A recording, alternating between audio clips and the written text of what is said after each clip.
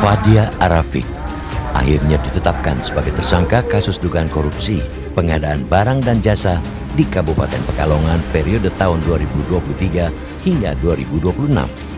Nilai kerugian negara yang ditimbulkan ditaksir mencapai 46 miliar rupiah.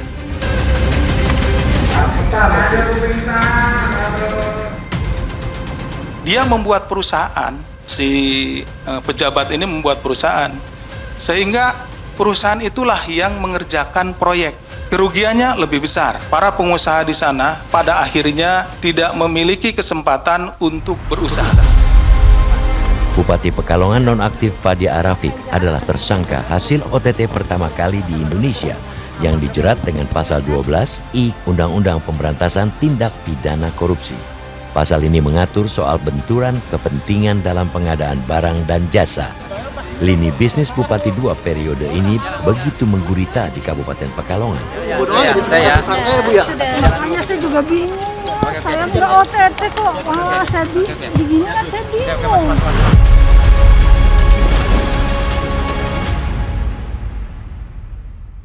Saudari Fadia Arafik SEMM dan Saudara Haji Rizwadi SH bersedia diambil sumpahnya? Bersedia. Hingga dicokok KPK, Fadia Arafik telah menjabat bupati untuk periode kedua tahun 2025 hingga 2030. Sebelumnya ia telah menjabat Bupati Pekalongan periode 2021 hingga 2025.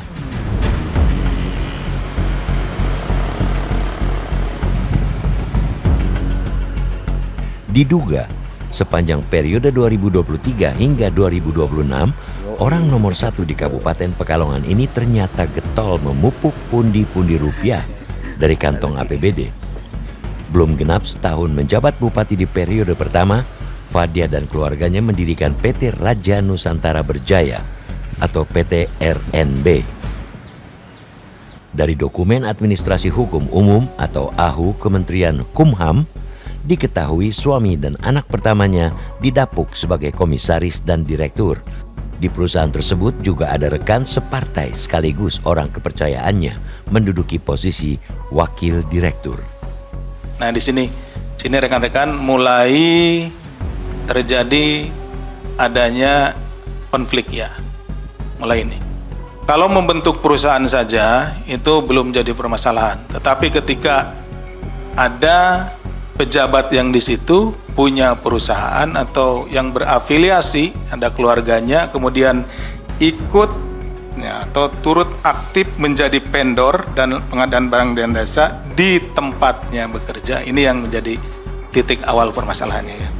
Kemudian pada tahun 2024 FAR mengganti posisi direktur PT RNB dari semula MSA menjadi Saudari Rul yang merupakan pegawai sekaligus orang kepercayaan Bupati.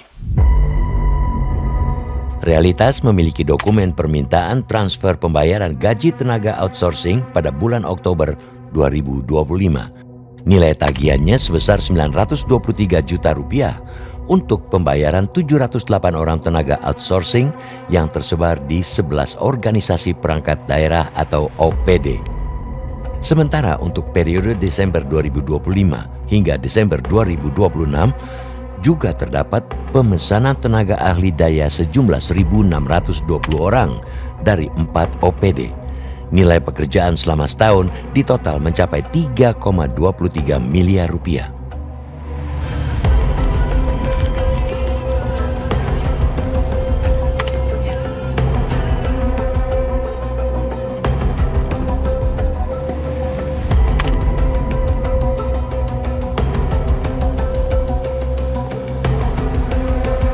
PT ini kita yang mengarahkan atau bagaimana? Kan ada kejadiannya nih. Oh iya, itu bahasannya apa ya? Coba dicek yang Raja Nusantara, yang dia terus apanya itu nilainya berapa, terus itu kan marginnya berapa, terus dihitung terus segitu. Itu setiap tahun begitu mas? Iya. Setiap tahun dari kapan nih mas? Pakai Raja, maksudnya Raja. berapa? Sejak 2024. 2024. Serupa halnya, Dinas Permukiman dan Lingkungan Hidup Kabupaten Pekalongan juga mengaku hanya meneruskan kebijakan pendahulunya. Dinas LH menggunakan jasa PT RNB sejak tahun 2023.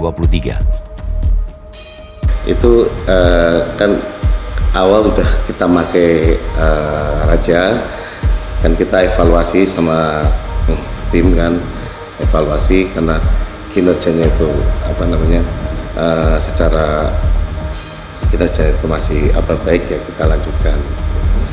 Hampir sebagian beberapa itu kan hampir semuanya sama pakai RNB. Kan ada ranah khusus dalam tanda petik ya.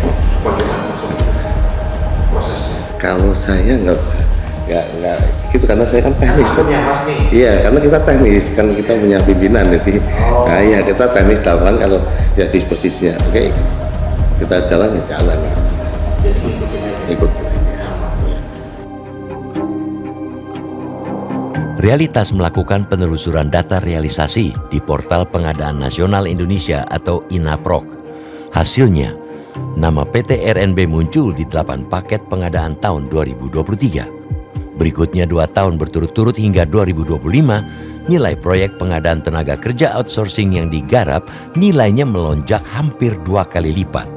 Tenaga kerja yang disediakan PT RNB mulai dari sopir, tenaga kebersihan, keamanan, pelayanan umum, hingga pramusaji.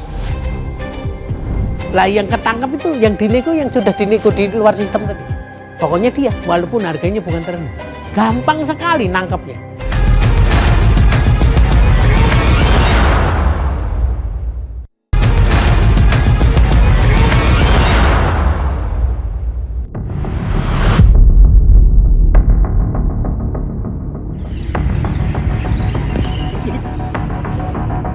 Aroma konflik kepentingan dan penyalahgunaan wewenang dalam proyek pengadaan tenaga kerja outsourcing di Pemkab Pekalongan menyeruak begitu kuat. Dari 45 OPD yang ada, hampir separuhnya menggunakan jasa PT RNB. KPK menyebut ada uang mengalir ke keluarga bupati.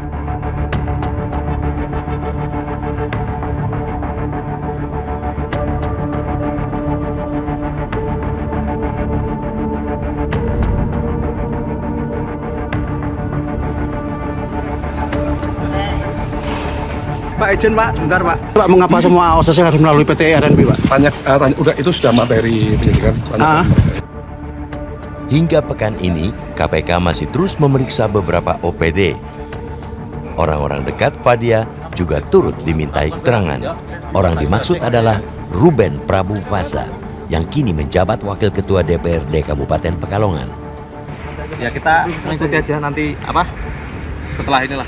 Oh, ya. Ini berarti masih istirahat, Pak? Istirahat. Masih sambung lagi, Pak? Sambung lagi nanti. Pak, pertanyaan banyak nggak, Pak? Enggak sih, seputar outsourcing aja. Seputar outsourcing. Nama Ruben sebenarnya juga tercatat dalam pendirian PT RNB. Saat ditemui realitas pekan sebelumnya, Ruben enggan berkomentar. Selama 4 tahun beroperasi, perusahaan milik keluarga bupati sudah panen proyek dengan mulus. Berbekal pengaruh jabatannya, perusahaan Ibu Ratu leluasa mengeruk fulus. Lembaga Kebijakan Pengadaan Barang Jasa Pemerintah menengarai sistem pengadaan melalui e-katalog menjadi modus baru korupsi pengadaan barang dan jasa. Sistemnya terlihat transparan.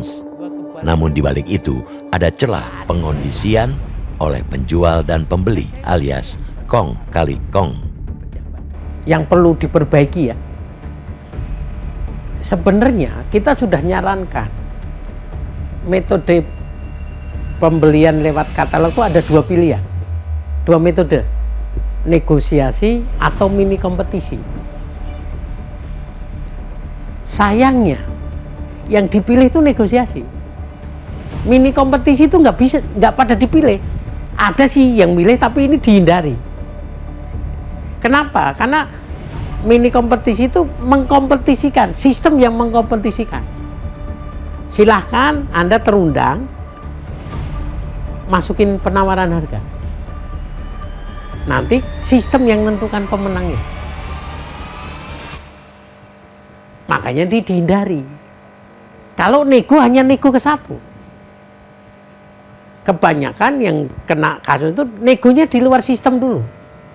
Ini saya mau pengadaan ini. Dipanggil dulu penyedia-penyedia katalog itu. Yang dinego apa? Bukan harga. Lu setor ke gua berapa? Terus baru masuk ke sistem purchasing. Lah yang ketangkap itu yang dinego, yang sudah dinego di luar sistem tadi. Yang pokoknya dia walaupun harganya bukan terendah. Gampang sekali nangkepnya. Terus di pengadaan itu ada sisa kemampuan paket. Jadi dia ada batasan. Dia tidak mungkin mengerjakan lebih dari 10 paket di dalam waktu yang sama. Misalnya paket outsourcingnya 100 nih, diklik dia mulu. Kan udah melampaui batas kapasitas dia. Ternyata modusnya apa? Dia jual proyek. Setelah diklik, dijual ke perusahaan lain. Itu yang saya temukan kasusnya. Salah seorang mantan pekerja outsourcing PT RNB mengaku ada kejanggalan dalam kontrak kerja. Besaran gaji yang diterima ternyata lebih rendah ketimbang kontrak. Pemutusan hubungan kerja dan pemotongan gaji kerap terjadi secara sepihak. Calon pekerja juga dimintai setoran oleh oknum-oknum koordinator. Kemudian gaji dari saya itu 2.400.000 kisarannya 2.400.000. Saya menerima 1.600.000. Saya kurang tahu mas, karena pada waktu PT Nurajaya Nusantara tidak pernah menerangkan potongan itu untuk apa, tidak pernah menerangkan. Setelah saya diberhentikan ada yang bayar di kantor saya kisaran 20-an. 20 juta? Iya, 20 juta. Itu disetor ke siapa? Kurang tahu mas, kalau setoran saya kurang tahu. Yang jelas ada brokernya,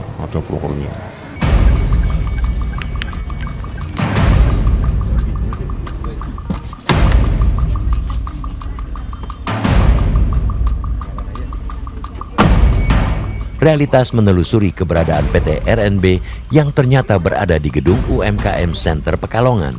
Namun kondisi terkini sudah tidak ada aktivitas lagi.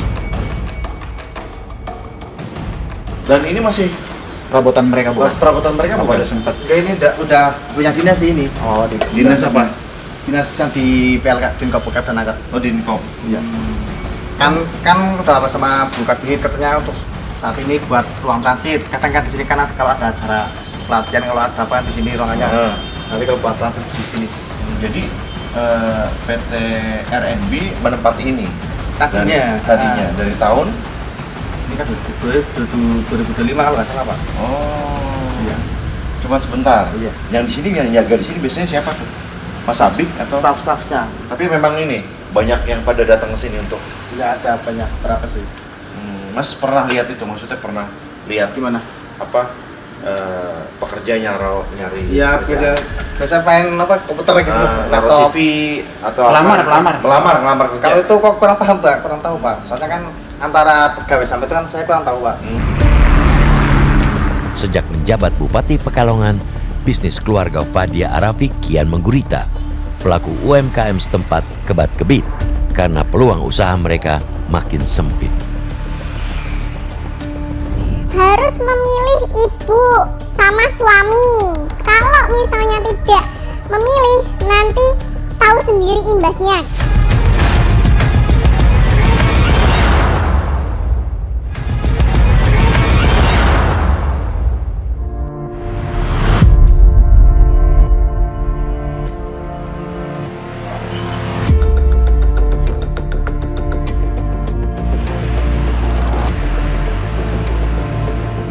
Fadia Arafik bukanlah muka baru di Kabupaten Pekalongan. Jauh sebelum menjabat bupati, ia sudah pernah menjabat sebagai wakil bupati pada periode 2011-2016. Itu sebabnya politisi ini begitu paham seluk-beluk Pekalongan. Begitu menjabat bupati sejak tahun 2021, bisnisnya kian menggurita. Semua lini usaha dilakoni, mulai dari salon kecantikan, resto, hotel, percetakan, hingga penyedia jasa outsourcing. Di kompleks rumah pribadinya di Desa Langkap, Pekalongan, Fadia juga membangun sebuah objek wisata air terbesar di Pekalongan. Namun kini semua asetnya dibekukan alias disegel oleh KPK. Pada saat Fadia, beliau itu jadi bupati yang pertama, itu setelah masa pertengahan itu sudah mulai tampak. Beliau mulai membuat beberapa usaha-usaha yang sifatnya itu menyaingi dari produk-produk di masyarakat Kabupaten Pekalongan sendiri. Dari bis, lalu percetakan, digital print, makanan, lalu salon, kafe. Itu hampir beliau punya usaha itu. Dan hampir juga dengan kewenangannya beliau mengarahkan melalui bawahan dan leading sektornya mengarahkan bahwa semua OPD, semua kantor-kantor pesannya di tempat beliau. Sehingga saya mengatakan bupati paling rakus. Karena satu hal yang menjadi perhitungan saya, sebenarnya pelaku usaha UMKM di Kabupaten Pekalongan itu banyak dan mampu untuk memenuhi. Tapi dengan adanya Bu Fadia di kancah bisnis ini, mereka keuntungannya turun. Itu wajib apa bagaimana Pak? Ya sebenarnya nggak wajib Bang ya, kan susah juga usaha diwajibkan. Tapi karena beliau bupati kan nggak berani kan, ketika OPD kepala dinas atau siapapun lah ada agenda kegiatan pesannya di tempat A, besok ditanyakan, ada orang yang menanyakan kok pesannya di A, nggak tempatnya Ibu. RNB-nya Raja Nusantara Berjaya itu kantornya di salonnya. Itu kan juga sempat menjadi permasalahan. Mosok kalau mau kartinian ibu-ibu pejabat larinya ke situ, yang tadinya di salon umum masyarakat dia lari ke situ. Iya. Elemen masyarakat Pekalongan menengarai PT RNB menjadi motor penggerak pundi-pundi ekonomi keluarga bupati. Proyek pengadaan daerah dimonopoli melalui perusahaan keluarga. Terkait dengan data yang kami terima itu, pihak keluarga bupati itu tidak hanya membuat satu PT, tapi ada beberapa PT, diantaranya PT Ratu Nusantara, terus ada juga PT-PT yang lain. Itu yang dikelola dan diakomodir oleh lingkaran keluarga bupati. Itu yang mereka jalankan, itu skemanya seperti membangun sebuah dinasti, karena dari sebuah perusahaan juga kan di situ berkutat masih keluarga. Kalau menurut analisa kami, pantauan di lapangan, bupati itu tidak bekerja sendiri, namun ada kaitannya dengan dinas-dinas terkait yang ikut berkontribusi dalam melancarkan aksinya, di mana menjalankan usaha tersebut. Celakanya, tidak hanya lini bisnis, cengkeraman kekuasaan Fadia juga dikenal sangat mendominasi urusan kepegawaian. Mutasi pegawai menjadi ancaman sewaktu-waktu bila tidak memberikan dukungan alias satu kubu. Tidak sedikit aparat sipil negara dan pegawai badan layanan umum daerah yang sudah terdampak. Rumah kamu untuk base camp. Karena klarifikasi saya jawab, itu bukan rumah saya Bu, itu rumah familiku Bu. Ngaku itu rumah kamu. Setelah kejadian itu terus saya dibuang, dipindah ke daerah atas. Terus saya mau ngurus kenaikan pangkat, seharusnya saya kan udah nganu, saya nggak bisa. Pas suaminya Bu Fadia nyalon sebagai DPR pusat, itu juga dikumpulin harus datang terus sebelum Bu Fadia itu ngasih arahan, HP-nya disuruh dikumpulin semua di kardus. Terus ya harus memilih ibu sama suami. Pas suaminya nyalon itu, kalau misalnya tidak memilih, nanti tahu sendiri imbasnya kayak gitu. Sudah ada 11 orang kepala daerah hasil Pilkada 2024 terjaring OTT KPK. Mereka terjerat kasus suap proyek, gratifikasi, dan jual beli jabatan. Fakta ini menjadi catatan merah bagi penyelenggaraan negara yang bersih dan transparan. Saya ancam mereka, karena apa? Barang siapa terkait melawan hukum itu adalah abstrak. Jadi barang siapanya ini adalah seseorang. Jadi bukan koneksitas, berarti barang siapa, biar siapapun, kalau itu bukti permulaan yang cukup ya tangkap, bukti cukup tahan. Dan pelajaran itu saya minta terakhir jangan diulangi lagi. Ulangi apa? Berarti sebagai ancaman, warning bagi kabupaten kota untuk tidak melanggar hukum, begitu loh. Begitu. Kita tidak bangga kok sampai dilanggar dan lain sebagainya. Kan cara apa?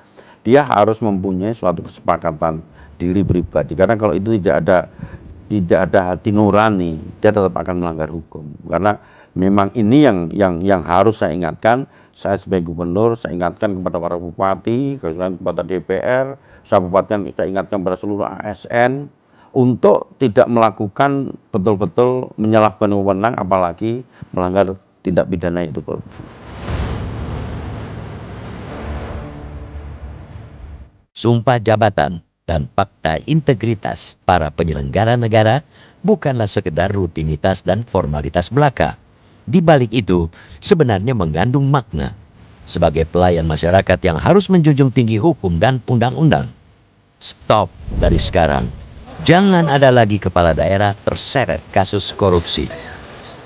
Makanya saya juga bingung, saya nggak OTT kok, saya begini kan saya bingung. Saya juga bingung kok.